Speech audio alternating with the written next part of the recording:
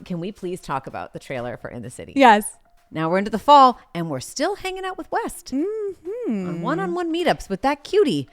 Yeah. And he's not even meant to be in this show. This is what I mean. He's not You don't even go here. Carl didn't even make the cut. The mics are hot and so's the gossip. Let's get into it in 3.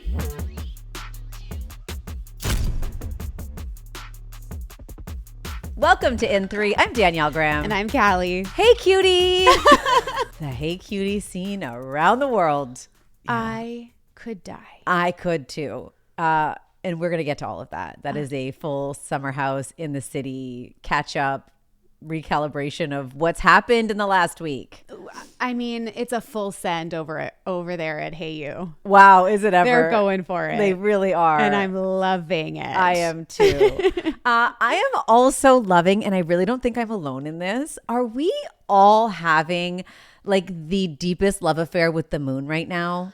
I could cry. I know. I think I'm a little hormonal this week, so that could be part of it. But like, I have never, and I think the beauty of the Artemis and what's going on right now is that they're really educating us on the beauty and the mystique and the amazingness of our planet and of the moon and of the stars. It's just bringing me so much moon joy. Yeah. And it feels like we're living in unprecedented times, but like for a good reason. Yeah, finally. Finally. Thank you. But it also gave me this perspective of, I know we talk about you see things differently when you zoom out. Right. But this is like a literal zoom out. Yeah. And now looking at our planet, I'm like, you know, it's all a so miracle. bad. It's a magical miracle that we're on this like rock in the middle of space. Amongst all the other rocks. Right? Yeah, it's really a gift. It is. It's beautiful. And it is. the way that, I mean, obviously, like, we haven't been to the moon in a long time. I'm no astronomer, but I know that. And just the way that we can like be in touch with those astronauts and like hear from them and these like sermons they're delivering. Like, not only are they doing, you know, God's work, so to speak, by like being on that spaceship and doing the stuff that, you know, very few people would sign up to do. Exactly. And gifting us with all the knowledge and education and all of that. But they also have been literally delivering these moments, philosophical words that they just feels like, are you like, it's like Tony Robbins is in space. Poets. Yes, it's beautiful. Yeah. It's beautiful. Yeah. I've loved all of it. And I think as a planet, we needed this. We needed this. Little reminder. To bring us together. And I think we're going to see more from these astronauts in other spaces. Totally. I think there's lots of opportunity to learn more about them and their stories and to see them in other ways. And write some movies. Yeah. It's I'm sure they're already being written. 100%. Anyway, moon joy. We are moon people now. We are moon people. We're really into space. Women in STEM. That's what we do here. Exactly. Okay. It's a big weekend. The desert. Coachella is upon us. Bieberchella. Bieberchella, as Haley coined it. Did she? I think she did. Oh, Bieberchella? I thought I made that up. But no, I think that was Haley. Right, but Hales, you know what? You can have it. Yeah, that's fine. You should have trademarked That's it. fine. Did you know that he performs on Saturday? Yeah. Do you know what time he starts? No. 11:25 p.m. Absolutely not. It's a hard no for me. No, sir. Even if I was there. No. Way too late. I mean, like, we would have to suspend like Artemis level. would have to suspend reality so far to even just be there. I can't even imagine in the desert at a festival. The gymnastics it would take, physical and mental, for me to make that happen. And then the physical and mental gymnastics of staying up. And if they say it starts at 11:25, it probably starts at midnight. No, we can't be doing that. 2 hours into a deep sleep by that point. Oh God, yeah. But anyway, it's going to happen, and we'll see the highlights the next day. We will. All over socials. There are rumors that a Netflix crew is there shooting a documentary. Love that. For Justin's big comeback, essentially, because that's what this Coachella performance really is. Yeah. How did you feel about the JB and Rode launch? I love it. Yeah? I mean, I think they've never done this type of collaboration together. You're right. And I think why not jump on the Bieberchella bandwagon and make it like a whole fam brand? And I think it speaks to where they're at. You know, just kind of merging their brands, doing the thing. I called these pimple patches though last year when we saw them at the hockey game. Oh, right. And she had the blue pimple patch. That's right. And I said, I guarantee Rhode's going to launch that soon. Took a little longer than expected, but maybe she was waiting for this moment. And here they are. I have to say, and maybe it's just like my generation speaking, I hate the pimple patch. I hate it. Well, I don't actually even think they're effective, like scientifically speaking. Probably not. But also, like, is this an accessory now? Well, I just feel like when people wear them, all I'm telling myself is don't look there, don't look there, don't look there. Right. And then all I'm doing is looking there, looking there, looking there. And I don't know. I came from the gen where we covered that shit up. Like, yeah, like concealer, all the things. Powder, green. And now we're drawing concealer. attention?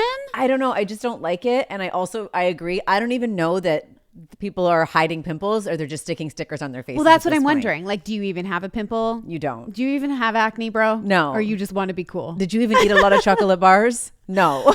But maybe like, I don't know, for your kids' generation, maybe having pimples and making it cool might be kind of a relief for them. I can't get behind it. Yeah. And you know what? I But don't you think also I'm don't supposed need to. it. Thank you. Yes. I have outgrown acne. Amen and hallelujah to that. I mean, there's still time in the next phases of all of our hormonal That is journeys. true. But for now, I am For zit now, free. we are And pimple-free. also, if you believe in the science of a pimple patch, they do come in clear form. They Just do. saying. They We do don't- indeed. And I think you're meant to wear them just overnight. Yeah. Yeah. They're They're not an accessory. meant to see the light of day. Not for out in them streets. Unless you're in like a Sunday rot situation. And honestly, same thing with the under eye patches. Agreed. Like, what are we doing? Agreed. It's just gotten a little silly. a little out of hand. Did you see some of the clips of Justin's performance over the last few days? Yes. So he is in full send mode in terms of like locking in with this Coachella performance. Very much so. Maybe some of this like Netflix buzz, or if they have a film crew, maybe that's adding to the pressure, but he certainly is giving the vibe that he wants to kill this. Yes. So it seemed like he did a bit of a rehearsal. Like, he hasn't performed in so long, right? Yeah. He did the one Grammy performance that knocked our socks off, but that's not even close to the feeling or the effort or the nerves that go into like a headlining performance. So he did do a little rehearsal and he posted some clips. Yeah. And I think he sounds and looks great. he sounds and looks great. There was a shirtless moment. He's looking good. He's looking really good. Like, look at that twinkle in your eye. I was just like, he's such a kid to me still. I don't know if that's just because like he was a child when we were already adults, like, and working in entertainment. So fair. But I watched that video a few times and I was like, oh, he's a man. Is he a man now? He's a man.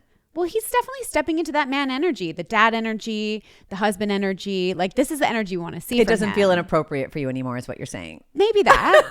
And also, it's hot to be a responsible husband, adult, dad, professional. Like, that's hot to me. It's not Sexy hot qualities. to me to take like pictures of your pores and smoke bongs all day. Not attractive. So maybe it's partly, yes, he's grown. Yes. And also, it's just like giving attractive quality. He's standing on actual business. He really is. Right now on that stage. I cannot wait to hear how the weekend goes. I'm sure he's going to kill it. And then I guess we'll see it in a documentary. I guess we will. Mm-hmm. And that's very exciting. Very. Okay, before we line up the show, the big three, Yeah. and a special little extra we have at the end of the show for you. We would love to remind you to subscribe, follow along, so you get our episodes every single week. Yeah. Dropped right into your audio player. Yes. That's the word. That's the word. Sorry. Great. Sometimes words are still up in the moon there. Pulling for them. We're We're- just pulling for them. We're reaching. We are.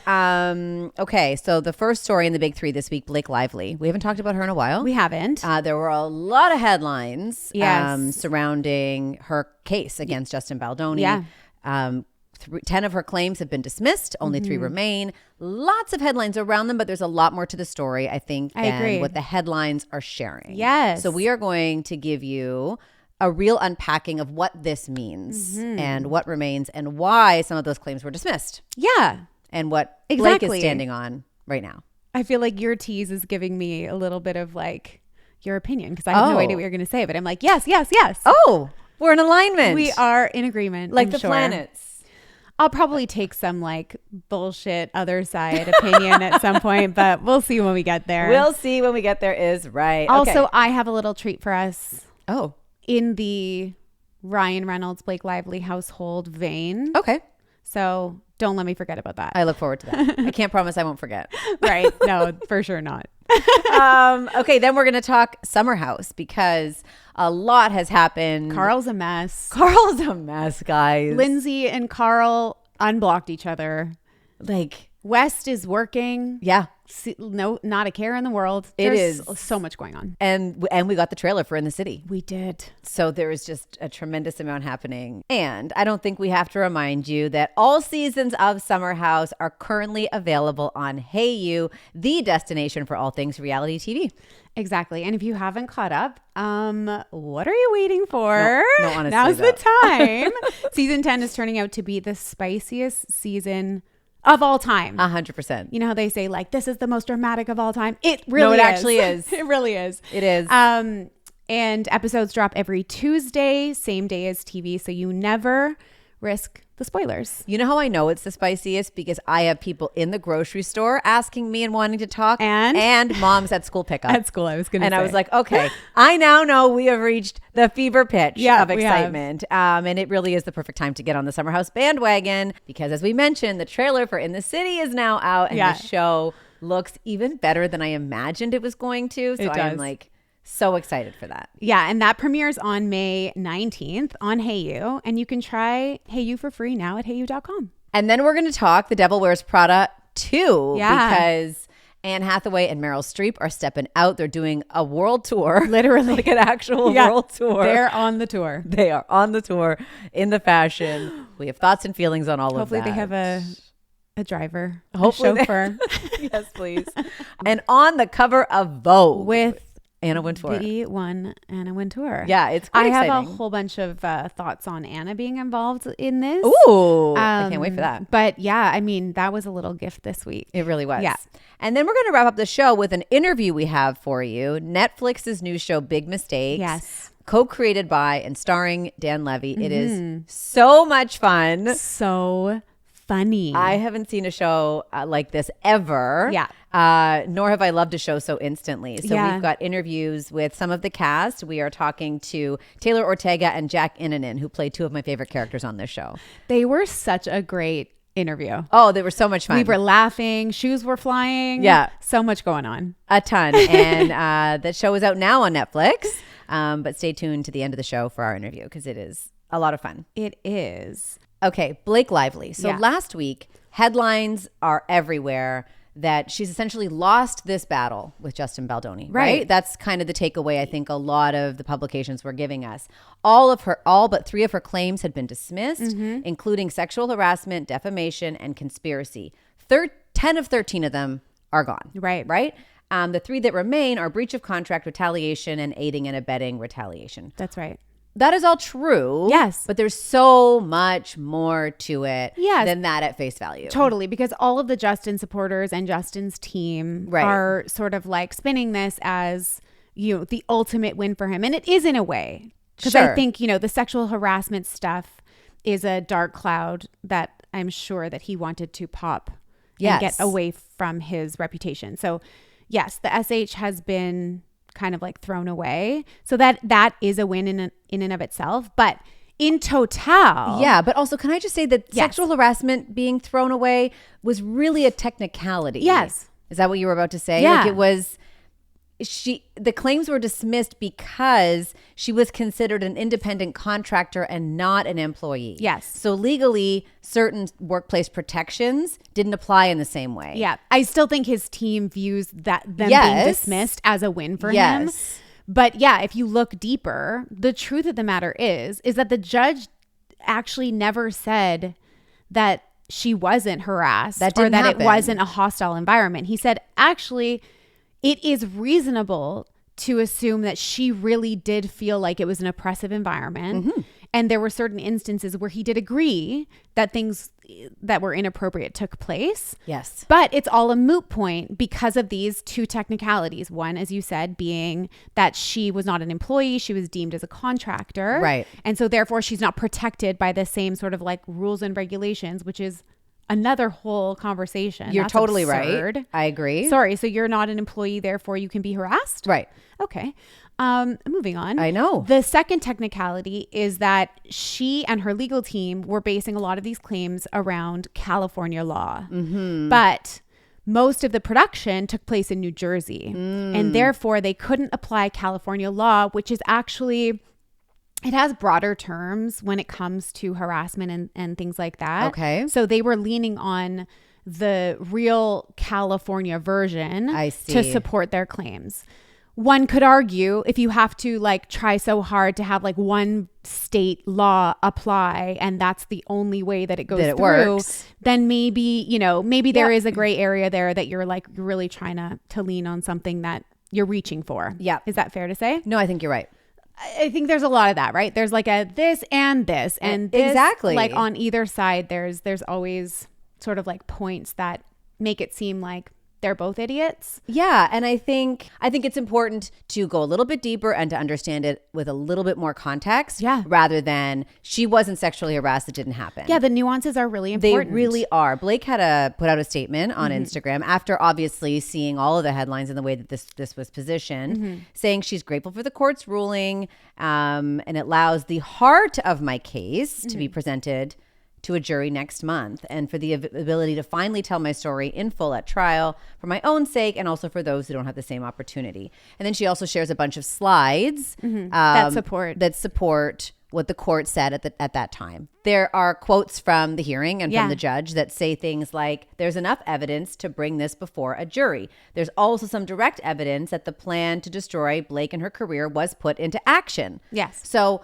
a lot of that was said, but just not reported, I guess is the problem. Totally. Yeah. Yeah. I actually read a lot of the actual court ruling, like the 150 pages. I went through it in detail. And yes, he does say things like that. He also does say things like, she didn't really have the right to claim that some of these instances were harassment. I just want to make sure that's clear too. He does talk about that behind the scenes video that we saw of them on set when they're dancing.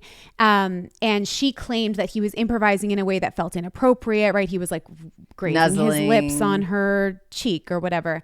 The judge said that that's not a reasonable claim, that was not harassment, that in a creative process like this, there is some level of that kind of play, the creative play that takes place, and that was reasonable. So, and I agree. And there were some claims that felt like a reach, and there were some claims that felt really legitimate to me. But he also says that just because that the objectively that's permissible, it doesn't mean that she didn't feel uncomfortable. Right. And he keeps saying that. And I think that that's an important thing to remember, that the judge does think it's reasonable that she felt oppressed, she felt harassed. But in the court of law, there have to be sort of three elements. It has to be subjective. So you have reasonable evidence to assume that the person felt harassed. Then it has to be objective, that there has to be objective support that any common person would feel that way. Yep. And then there's a third sort of thing, which is that it has to be proven to be pervasive. And so the thing about sexual harassment, and what we've been saying all along, is that it's extremely, extremely hard to prove with those three criteria. Yes. Right?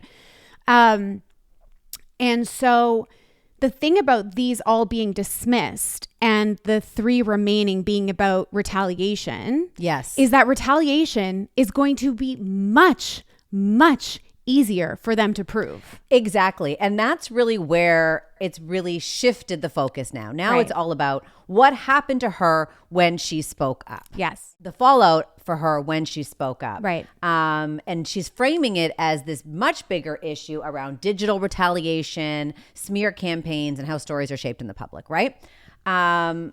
This is where she loses me. She does. Yes. Okay, tell me. Because for her to say, finally, everyone is seeing the core of my of this case for me, that's like your Meghan Markle showing. Right. Like, that's a spin, bro.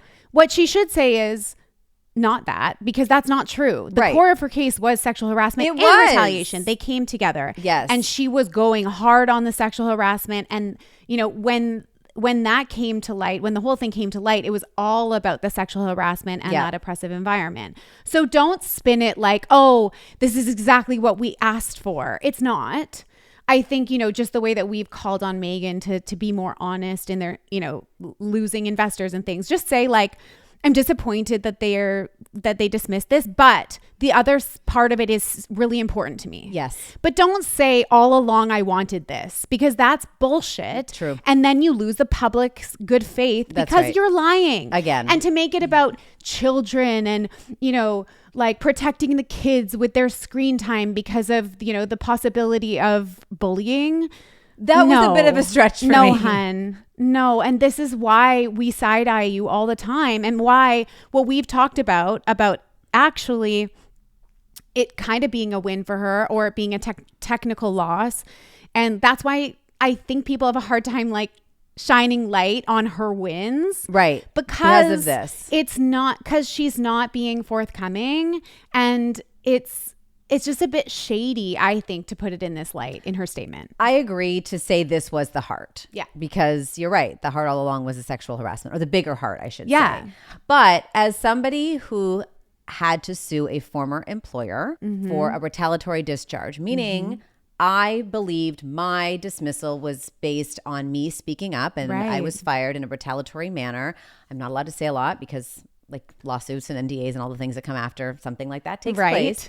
But I deeply understand what happens when you speak up and then you're deemed problematic and moves are made and things are put into place 100%. and shifts happen and spins happen. I fully understand that. And I don't know what happened, obviously, but I 100% believe, and I will bet my last dollar, that Blake was retaliated against. I Without could a not agree doubt, more. That happened. Period.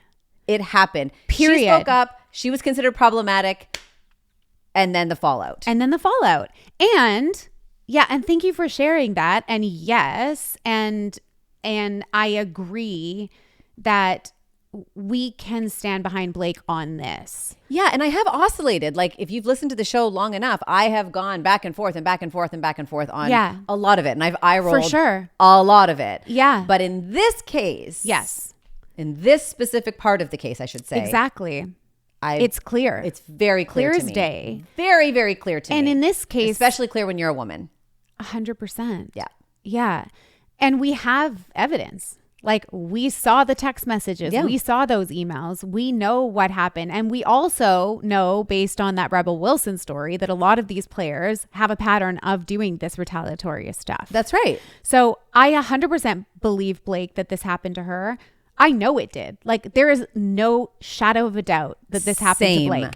My problem is that she has a perception problem. She does. Right? Yep. She has a PR problem, and she's not well advised. I think if she came forward in a different way and her statement read a little bit differently, agreed, I think it would just be received better by the public. Or maybe it wouldn't at this point. Like, maybe people have already decided, and we've always been balanced in our approach to this. Yeah. The part that I took an extra little giggle at was the part I can't believe you found a giggle in here. Oh, that's God, impressive. At the end of her statement that she posted on Instagram, did you notice that there was an emoji? No. You didn't? No. There was one emoji. Okay. Let me see if I can guess what the emoji was. Heart eyes? No. The emoji in Blake's statement was a courthouse. A dragon. No. Yep. No. Yep. So she says, what does that mean? I think she cannot help herself but to like stir the pot just a little bit.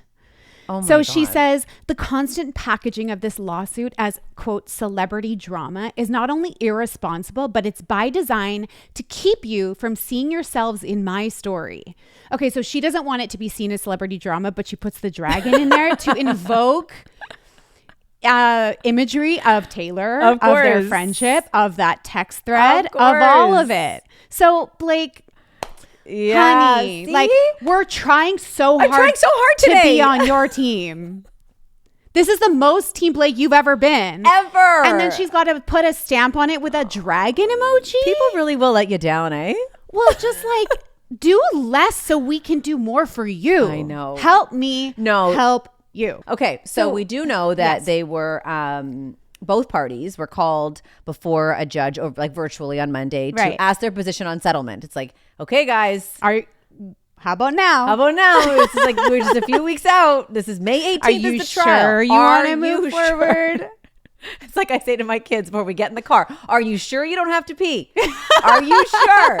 Because we're not stopping the car. We're going all the way. Are you sure you want to go down this road? And they're like, yep.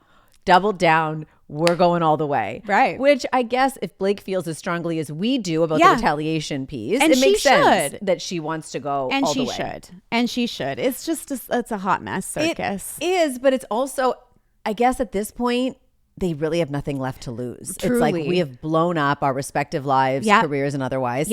There's some recovery, I think, possible, but it's a long road back. It is. So I understand why they're going the distance. I just don't think it gets any better. Like Rob Shooter, who is a gossip columnist, says that people around Blake are begging her to settle. Yeah. The legal battle has already done enough damage. And it's not the win she thinks it is, a source says, adding that after the judgment, Ryan was begging her, saying, you know, please, for the sake of our family, let's move forward. I highly doubt that. Based on the emotion that we saw in his emails and text messages about Justin that were released a couple months ago, like I think he probably also wants to go all the way and really, really stick it to Baldoni. but there's no guarantee of a win here. There really isn't. There really isn't. I think it's I think probable. But it depends on the jury she gets, because now it's out of Lyman's hands completely. Depends on a lot of things. I also think there can be a mentality around a settlement feeling like a loss. Right. And that it won't have this like joyous feeling of this victory of a win. Right. But ultimately you don't know that you're going to get that. And that's why part of me is just like, stop. Right. Just like, stop.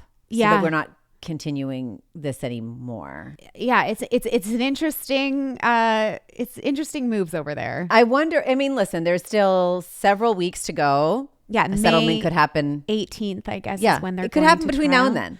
I highly doubt it. But it looks like we're going ahead. Looks like we're going ahead. But again, it might not even happen in May because it was supposed to happen in March. Exactly. So who knows? But anyway, that's the update on that. And yeah, Blake and Ryan seem to be very cozy again. Yeah, they're out there a lot. Posting a lot about each other. She's posting about how she has such a big crush on him and all of the things. And he's done a couple of campaigns. Yes, he has. One for Mint Mobile, of course, and the other for Tim Hortons now. Just wait. I think Ryan's doing all these campaigns because someone's got to pay these legal bills.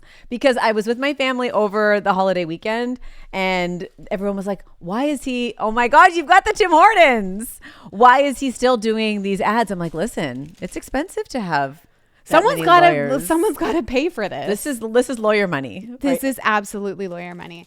Well, you know, like if I had to have one last meal, it would be really good. A Tim Hortons donut of some kind. So he has what is this? It's a maple butter. I don't know. It smells donut. incredible. It's an interesting partnership. It is at this stage in the game for them, but I'm here for a donut. So I figured we should try it. Okay, let's try it. That's fresh. But thank you. Very into that. Are you? Well, thank you for that. Thank you, Ryan, for that contribution. Ryan's out here working hard for those Tim Hortons dollars. Support this legal battle. I'm telling you. Support this family. Yeah. Through this woman's stubbornness. Once this is over, we may never see another Ryan Reynolds Tim Hortons mashup. We may never. But thank you for the treat. You are so welcome. You know, just out here making sure that we're well fed. Always.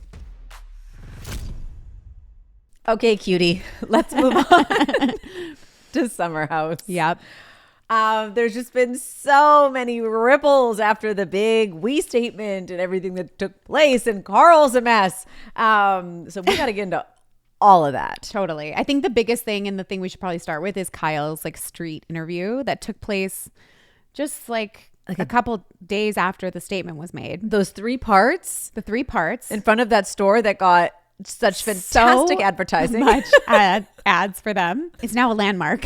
They should be selling merch, truly. They really should. And Kyle is selling, Loverboy is selling Carl's a Mess merch, by the way. Tried to get it for us to have on the show today. Oh my God. Of course he did. Of course he did. Well, but Kyle was really speaking so candidly. Like it was really off the cuff. fresh. Raw, Right at the unfiltered. surface. Like, Yeah. it would be as though he was just talking to a friend over FaceTime. Right. That's how very unfiltered he was. Yeah.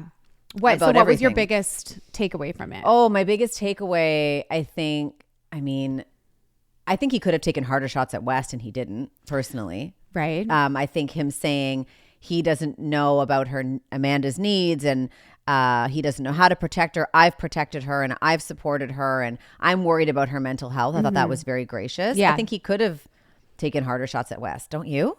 Yeah, I mean, he was very obsessed with West's follower count, Yeah, which that I thought part. was like a funny thing. He kept coming back to it. In each part, there was like a little jab at like, who are these 50,000 people following West? And like, I agree. I think people follow for curiosity. And I Yes. think like Amanda already had a ton of followers and maybe people weren't following West and they're like, I want to see his moves, which he has been online. So Yes. I get that. I don't think it's always like a show of support, but I guess in Kyle's mind, it's a bit of a popularity contest, right? And was he just watching the follower count tick up? Well, Is that's that what the he was thing. It's doing? like you're following and real another closely. 10. Yeah. And another 1,000. Like, what are you doing? Right. Yeah. He got a little obsessive there. I But he think- wasn't like throwing shots. No, he wasn't. At I mean, all. he did throw a few.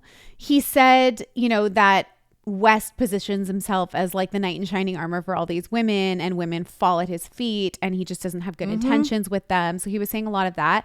I got the impression that he was kind of alluding that Amanda was on her own and that West wasn't supporting her. And that Oh, kind of that's made me interesting. feel like maybe they're not together, Amanda and West, the way that we thought they were. Because we actually have no idea what their status is. No, we don't. Because their statement was so ambiguous and then they haven't really told us anything since. That's right. I did think it was interesting that Kyle was so team Amanda.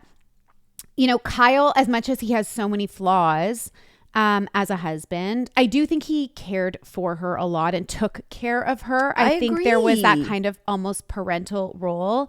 She has struggled with her mental health. Yes. She has struggled with motivation. She has struggled with a lot of that stuff that we've seen over the years on the Summer House.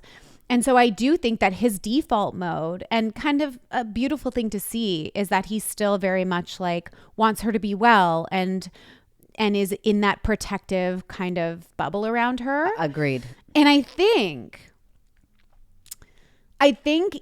you're big and bad when you have like a boyfriend on the side and you decide to leave your husband. Mm-hmm.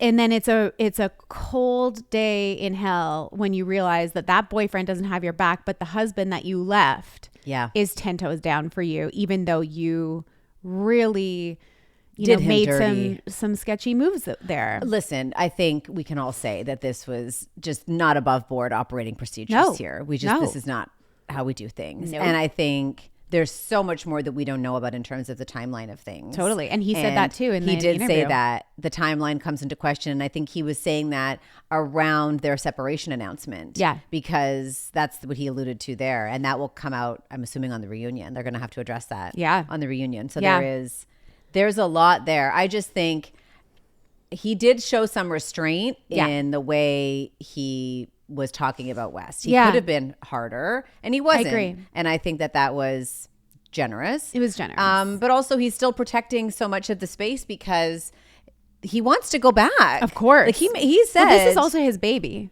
That's right. Right. Summer House is Kyle's baby. Without Kyle, Summer House would not exist. That's right. And he said you can't go back to Summer House if the vibes are off. Totally. Which I How would loved. that work? I was like, this is a little bit more than vibes. He's like, we're being not off. actors. But like, this is not just like an off vibe. The vibes are off. No. This is Maybe a little bit. this is a bit more extreme than a Little extreme. an off vibe. Someone's having a bad day. Right. Or the weather is not so great. Yeah. Or the house changed because it's for sale. You had an This is- argument about like cleaning the kitchen. No. No. No. Like that's not what this is. No. This is worse than vibes, bud. This is lives. Yeah. But, you know, I mean, it's very clear where the rest of the house stands and how, you know, everyone really does feel very protective of Sierra in all of this.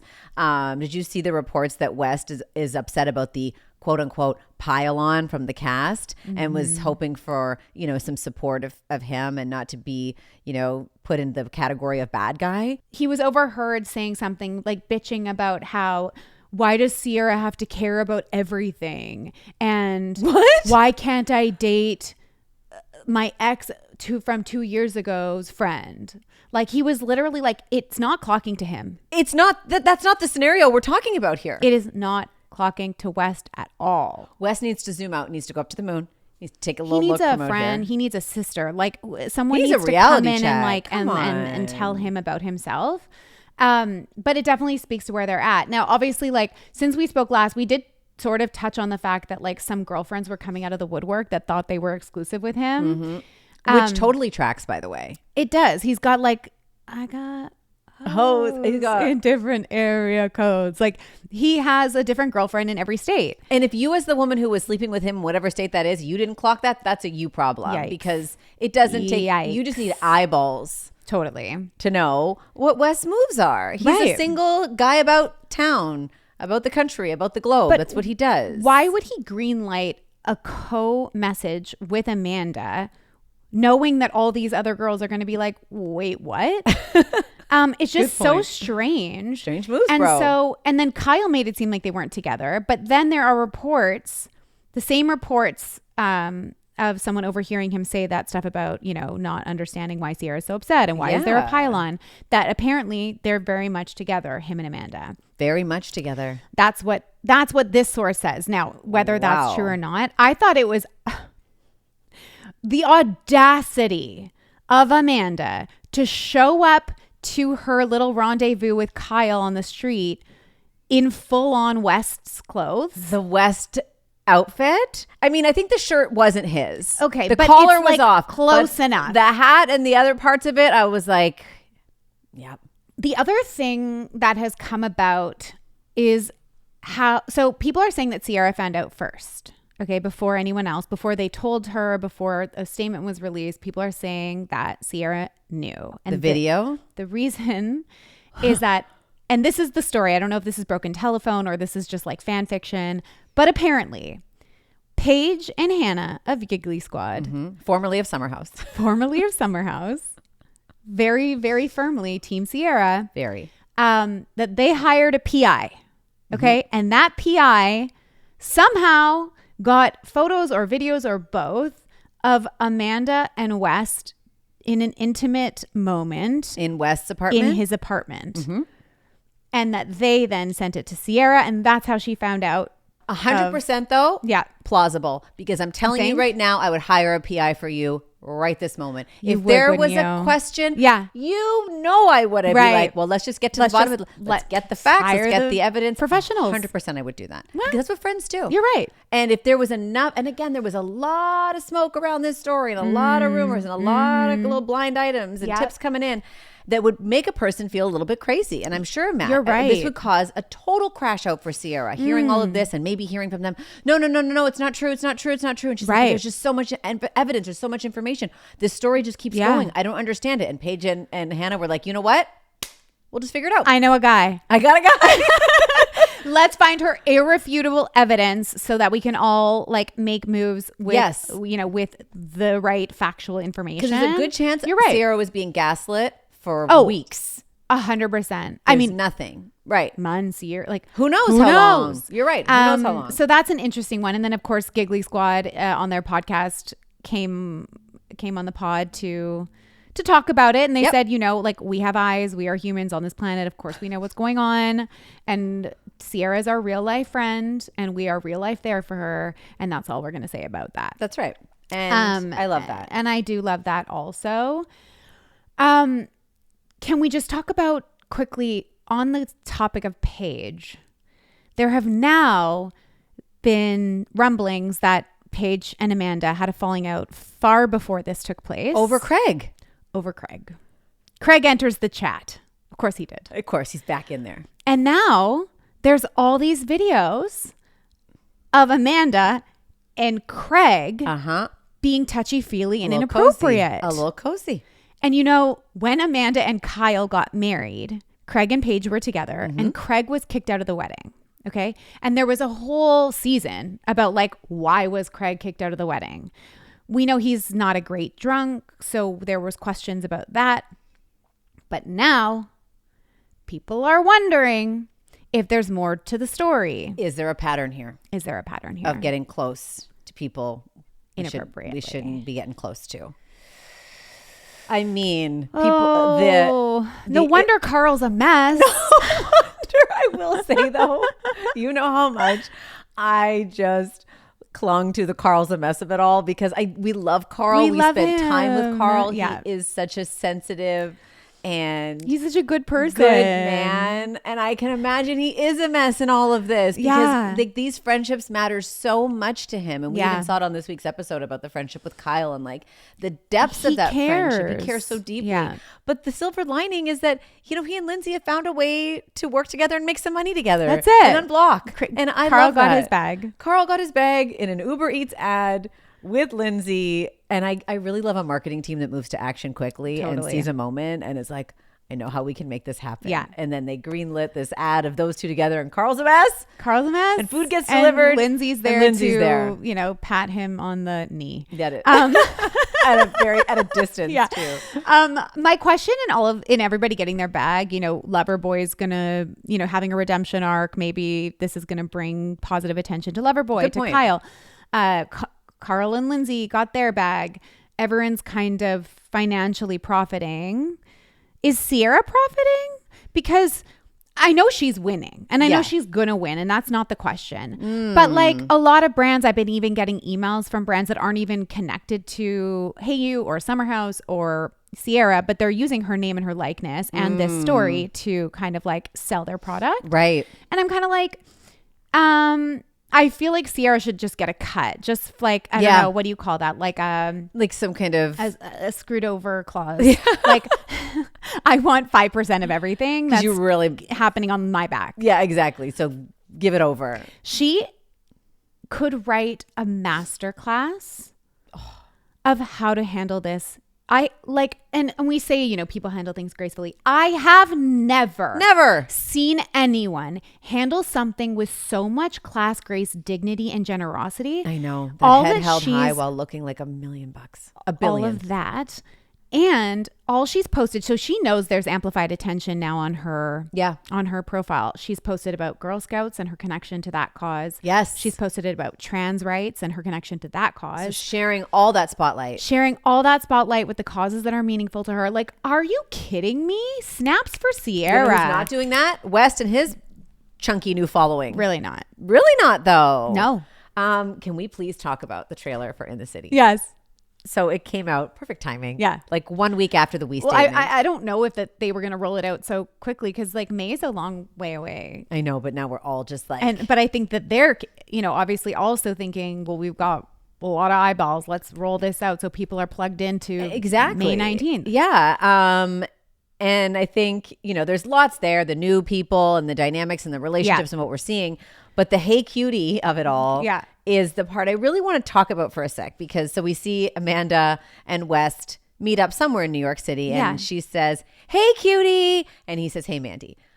I just want to understand, would you ever call one of our husbands in our friend group cutie? I'm not saying. No, rewind 10 years. Now we're like late 20s, early 30s. Mm-hmm. Even back then, would I ever say to your husband, to James, hey, cutie? No. We would be like, is she okay? Like, it's so. Get her to a hospital. Stat. Like, she's lost her mind. Listen, I love a compliment. Totally. I love warmth. And we have very friendly relationships with each other's families. I love terms of endearments. Totally. I love all that. Hey, cutie. Hey, cutie's off. It's a little much for me and very telling, I think. Yeah, I agree. And we know that the show was shot in the fall of last year. Mm-hmm. So what we know, if we go through the timeline again, which has just been such a fun experiment, hasn't it? Just like really fun to get into the timeline. This season of Summer House airing right now. Kyle says, you spent more time with West in the last 6 months than me. So that was July of 2025. Mm-hmm. That takes it back to call it January of 2025. She spends more time in those 6 months with Wes and her own husband. Fast forward. Summer goes by. Now we're into the fall, and we're still hanging out with West on one-on-one meetups with that cutie. Yeah, and he's not even meant to be in this show. This is what I mean. He's not You don't even go here. Carl didn't even make the cut. Justice for Carl not being on In the City. And Lindsay really is like positioned as the star here. She's She front is, and center in the cast photo. And she deserves all it feels that. like a very Lindsay focused show. But Carl speaking about not being included. He was like, this show is kind of about the evolution and relationships and co-parenting and marriages, and there isn't really space for a single guy. And I was like, I'm a mess because Carl's a mess. I know. Oh, Carl, we love you. We do. Okay, should we move on? I guess we should. That was a lot longer than I expected. There's so much to say on this. I know. It's like we could go on and on and on. We really could. It's like we should do an additional episode on it. You know what? We're working on it. Let's be real. Okay, The Devil Wears Prada 2. We've been talking about this movie since it was like in production, and there was the sightings around New York City and Cerulean, Project Cerulean. Remember that? Yeah. And now it's like the world tour is here. happening, and the movie's coming out on May 1st, and we're getting, quite a long lot of lead time though. We have a whole month of this. We do. Which I'm not upset about. No, not I at will all. watch Meryl Streep take her trash out. I don't care. I'm so happy to see more of her, and Same. she came to play. Here's what I will say. I was thinking about it. I think, without exaggeration, Meryl as Miranda Priestley is my favorite Meryl performance character of all time. Name another one. I just you're love this right. one. She's so good. She's so good. But this one, I don't think I can choose. I think she might love it the most too. She's having fun. She's You having can so really much fun with tell. it. You can really tell she's having fun. I think the interesting part about this is that when Devil Wears Prada, when the first one came out in 2006, it's been 20 years. Oh boy. It was kind of not well received by the fashion community. You're right. It was not well received by Vogue. No. It was I feel like it was it was a bad word at Vogue. There were That movie. yeah, that movie. Don't talk about it around her. Because I think that it was underestimated as a movie, but also I think that Anna Wintour was extremely self-conscious about the sort of rumors that it was inspired by her. Right. It's biopic. Let's call it. But now Leaned it all the looks way like in. she's leaning all the way in. It's good for business. Yeah, it is really good for business. Yeah. And she's on the cover of Vogue. Yeah. With Meryl. Right. 2 76-year-old queens. Right? Yeah. Isn't that amazing? Yes. On the cover, the photos inside are so much fun. This is the most fun I think Anna Wintour has probably ever had in her life. Whole life. Meryl Streep She might have out- cracked a smile. I think she did. And Yeah. maybe a chuckle. I don't know. Maybe. It looked like she was having... She went wild. She really did. She did. Yeah. She dropped the mask. facade. Yeah. She did. And it looked... I don't know if it's a facade though. No, you're right. That's just I who think she it's is. deeply, deeply embedded in the fabric of who she is. That's her iOS. Yeah, you're right. It was funny because I read the Vogue article, which was cute. It was an cute. interview. There was some fun moments. And then I read a Variety article about the article. So article inception. Variety wrote Their a take? piece about, Okay. about Anna playing along and all the things.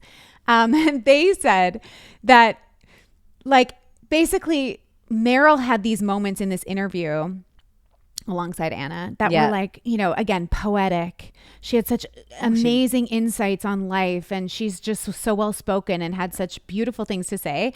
And then big, thinky, big chunky, zoom out, Artemis level, huge, thoughts. philosophical stuff. Totally. But interesting. Very. And then Anna would drop into the interview with some heavy, serious fashion jargon that really brought the vibes down. Right. And then Meryl would bring them back up, and then Anna would shut them down. Vibes are off. Vibes are off. Vibes are off. What I loved is that Meryl talked about the fact that in the first movie, she tried to keep her distance from the cast because her character requires her to have a certain level of sort of a boundary, a little bit of a buffer, don't want to get too close. Inaccessibility. Yeah. And so maybe she was doing a little bit of a character, what's the word? What is the word when the they... word is when they go method. Method. Sorry, Thank guys. you. Just two perimenopausal women trying to get through life. Okay. I need a fish oil. I'm telling you. I'll bring some next I need time. my kids to sleep. I'll bring some to you later. Truthfully, that's what it is. I have no excuse. I take so much fish oil. It's crazy. Just burping up fish all day.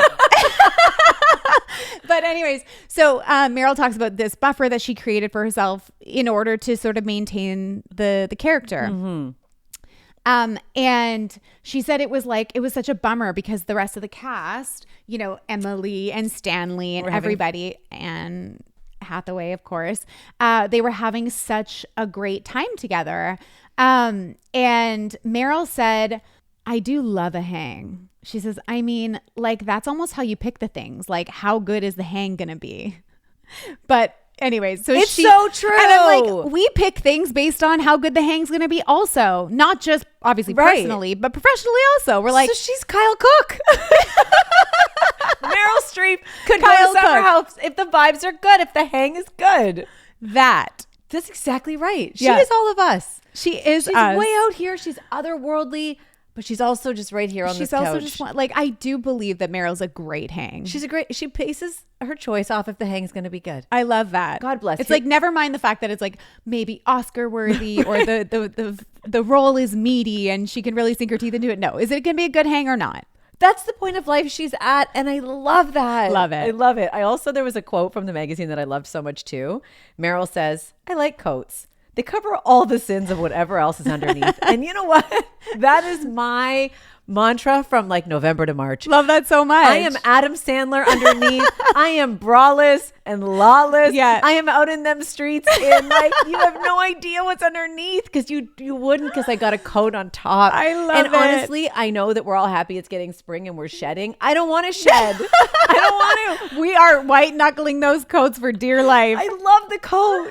I love it so much. And then I got to be exposed funny. and I got to put on clothes and outfits. Do you know how much work that is? And bras and things. I got to wear bras again. I'm out at school pick up and drop off. You have no idea what's going on exactly. under there. And I don't want you to. What a gift. It really is. Oh boy. Anyway, Meryl Streep is all of us. We love Meryl Streep. We love her so much. I've actually really enjoyed the fashion choices she's made on this killing it tour because imagine now, you're right. The first movie had some like, I don't know, feelings from like the fashion community. Yeah. Now everyone's like, please, can we dress you? The Schiaparelli, D&G, Chanel, everybody. We got it all. Oh, that Chanel suit. That Chanel suit was incredible. Incredible. Like everything she's done has been so fantastic. Yeah. I'm giving her 10s across the board. And I love the adventurousness. Mm-hmm. I love that we're trying. Yeah. They're not all working for me. But I like that she's out there. Like, I thought it was interesting that back to the vibes. I thought it was interesting that Meryl considers Anne part of the good vibes, or maybe Stanley and Emily like bring so much vibes that like it makes up for it, because Anne feels guarded a little bit, you know, like not as playful as a Meryl and as an Emily and as a Stanley. Yeah. Anyways, I just that was just an intrusive yeah, thought. You're right. I do. This show is all intrusive thoughts and vibes. That's it. That's all we're doing this week. That's all we're doing. Vibe check on. Intrusive thoughts are there. Always. Can't get my words, but we'll find them. Yeah, we'll find them or not. Yeah, I'm really excited for this movie. We've been saying that all along. Yeah, and me too. I just love this Errol. It's Errol? Errol. Errol. I'm dead. Okay. This Errol of Mara. And Meryl that's a of wrap, Era. everyone. Oh boy. No, wrap it up. Please. Errol. I love this works. Errol. I love this Errol for Meryl. That is great. Somebody put that on a cover of a magazine. Put that on a shirt. Oh boy. Oh my God. You know, Okay. it drops May 1st. The Met Gala is obviously the first Monday. Yeah. So it's days before that. I'm sure we'll see Meryl for the very first time at the Met Gala. So exciting. Because, you know, rumor had it that Anna had banned her from coming because of the original. That's what they're saying. Wouldn't be surprised. She's definitely going to be there this year. The question is, Yeah. how good is the hang?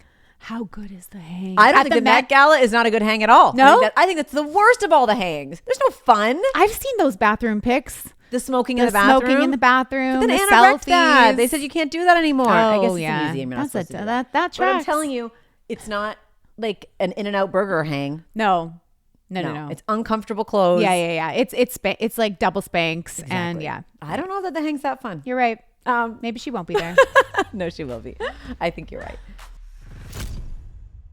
Okay, we're now going to wrap up the show with an interview we had so much fun doing. So much fun. With a show that we loved from, I'm going to say I loved the show from like minute one. Yeah, literally frame one. I was like, I'm in. Yeah, I'm in and I want more. Yes. The show is called Big Mistakes. It's on Netflix now. Yeah. It's co-created by Dan Levy. So if you love Schitt's Creek, you're going to love this show. It's Schitt's Creek adjacent. It really is. The circumstances are a little more chaotic than They Schitt's Creek. But still like a fish out of water situation. Yeah, but still that. Still offering that. Yeah. So Dan stars in it with Laurie Metcalf, Aunt Jackie, who is so funny in this. She really does like steal the spotlight anytime she's in the scene. Yes. Yeah. And so funny. Two of my favorite characters. We loved them. Yes. In the show and in our interview, Taylor Ortega and Jack Innanen. Yeah. So much fun. What I love so much about the show itself, it's got these like deeply incapable people. Yes. I'm annoyed by deeply incapable people generally in life. I hate Yes. that. Yeah. I love it in television. There's family dysfunction and there's organized crime. Organized crime. What more do you need? Yeah. Out of a And television sibling show? rivalry. All of it. We love it. And Dan Levy's a priest of sorts as well. Like it's perfect. Or a pastor or a minister. It's perfectly It's ridiculous. Perfect. It is. We loved it and hope you enjoyed the interview. Well, Jack and Taylor, welcome to In3. Thank you. First of all, love this love. show. It is unlike anything we've seen on television. Like, it is truly entirely unique and so much fun. So much fun. So much fun. And then, of course, you've got Dan Levy behind it, the king of creating these fantastic shows that kind of blend the perfect dynamic of, like, family love and dysfunction in the perfect note. What is Dan's secret sauce to making families visible in this beautiful way of humor and dysfunction? Yeah, I think it's a story he loves telling and is very good at telling. I think he's really good at writing these relationships, and this show is so different from his last one, you know? He sort of described it as like, Schitt's Creek feels like a warm hug, and this show feels like, I don't know what he says, like being pushed off a cliff. Yeah, but that it is more chaotic, but it's like there's something you can kind of come back to, and there's something familiar there, even when the stakes are getting really crazy. Yeah. There's definitely a thread. There is. The other thread is iconic matriarchs. Yes. Obviously, I mean, I don't know about you guys, but I grew up watching Roseanne and Lori on Roseanne. What was it like to work with her, Laurie Metcalf? It was unreal. Yeah. Like she played especially in like the dysfunction of it all. Right. Was just so amazing and loud and chaotic and intimidating. Like as Max being like the boyfriend, like I felt sometimes like when the parents are fighting and I'm like she just was incredible. Her reactions are so real, and she's so funny, and also such an expert that it's amazing to watch her. I want to see the bloopers is what I want to Yeah, see. no 'Cause I don't know kidding. how you could hold it Actually, together. me too. I need to get them. Honestly, me too as well. Yeah.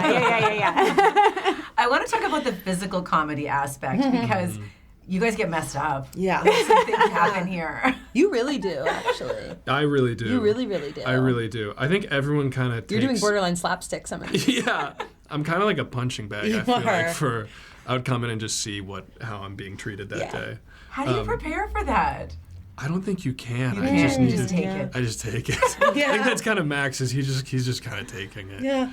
Yeah, it's funny. I think like so much of the show's comedy is in everyone's reactions to like that's also such like Dan's strong suit is just reactions. Yeah. But just kind of let it play out and just see how it lies. Yeah. Yeah. What about you? You get hurt too. I do. Yeah, I would. It was so funny. Like I would be coming home. You know, we'd shoot overnight or something, and there was a week where I kept coming home. You know, and I'd wake up my partner, and I'd be like covered in dirt, or I'd be like soaking wet. Right. And every day it would be something different. And watching it back, I'm like, oh, that's right, we did do that. Yes. Right. Oh my gosh, right. Because like a little time passes, and you're like, I forget what we shot. Yeah. Flashback. Yes. Yeah. Taylor, your character and her brother is Dan, and you guys get involved in some dangerous organized crime activity. And Dan said in the letter that we read that it was his embarrassing ineptitude in the face of any kind of danger that inspired this story. So my question is, How do you think each of you would fare in this type of threatening organized crime situation? Yeah, we've talked We've this talked out. about this. Through? How do we Game do? plan?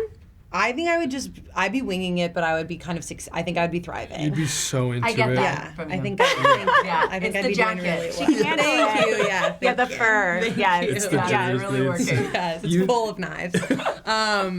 Yeah, I think I would enjoy it. I think you would find your way. I think I Yeah. would be too anxious. Right. I think I'd be too anxious. Plus and one. Yeah, I just wanted to make Yes. sure everyone was having a good time and everyone's all right. Someone has to do that in every workplace. Yeah, I'd be Yeah. like, I'd like to be HR, just make sure everyone's having a good, like good everyone's time. okay. Follow-up question. Who of your cast members would you like to have as your partner in crime for that situation?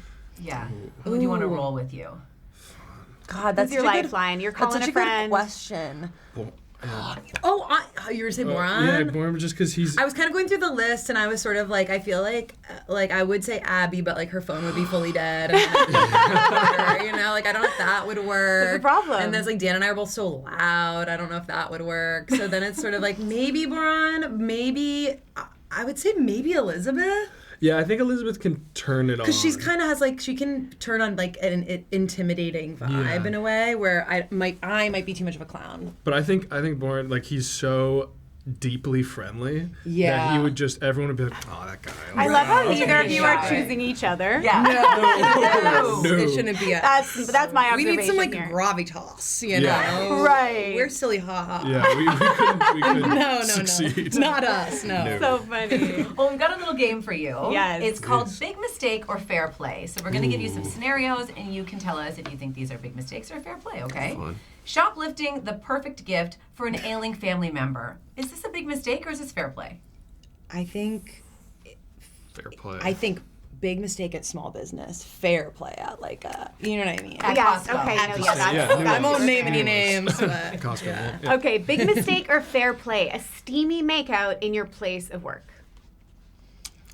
It's so hard because we work with actors and they're like so not sexy. But if I was like a firefighter or something, Sexy. Yeah, Sexy. I think, Sexy, I think sure. sexy. It depends on the job. The it parking so lot, depends yeah. on the Really job. depends on the job. Yeah. Yeah, maybe school teacher.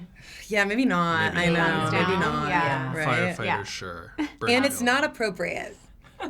Sure. That doesn't make it not fun though. Yeah. Referencing love languages to your partner in the middle of an argument. I think it's fair play. I think it's fair play. Yeah, Yeah? fair play. It's happened, I think, to me in real life before. I'm Wow. sure. I For think sure. it's, yeah, fair play. Yeah. Okay. Yeah. Okay. Pulling your mother-in-law aside at a family wake to ask for relationship advice. Oh, totally fair play. At a family wake. Yeah. Yeah. wake? I mean, Because why when else? not? What if you don't see her again? If everyone's And it's available. Great point. Great point. Also, what Seize if the moment. she's not close to whoever passed? You know what I mean? Yeah, she's not really. If she she's doesn't have skin in sobbing, the- not skin in the game. time. Yeah. Yeah. Right. But if she's not sobbing, it's cool. Yeah. Yeah, She's just, like, hanging and drinking. there for the Available. food. Okay, fair. Might as well pull the chat. Yeah. Bailing your sibling out of a dangerous situation. Oh, Oh, it's fair fair play. Yeah. Yeah. Fair play. Depends on the day for Then me. who, if not, Depends yeah. on sibling. Depends. Yeah, Depends on the exactly. sibling, depends on the day. Yeah. On the other side, running away from a dangerous situation and leaving your sibling behind. That's a big mistake.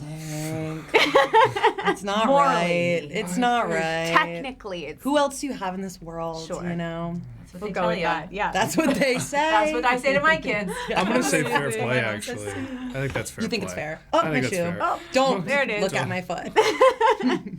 There we go. Just blocking Thank it. you. Thank you so much. Congrats on the guys. show. Thank you so Loved much. it. That was so much Loved fun. it. Loved Thank it. you Thank so you, much. guys. Audiences are going to as well. Yeah. Thank you. We loved it. Thank you. Laughed out loud About me. plenty. Oh my Yes, God, that's too sweet of you. Okay. Well, I hope the vibe check was on for you today. The vibes were high. Vibin'. We laughed a lot. We sure did. We made up some words. We did. And I had a blast. I did too, and you brought snacks, so thank you for that. I sure did. We love you guys. We'll see you next week. See ya. Bye.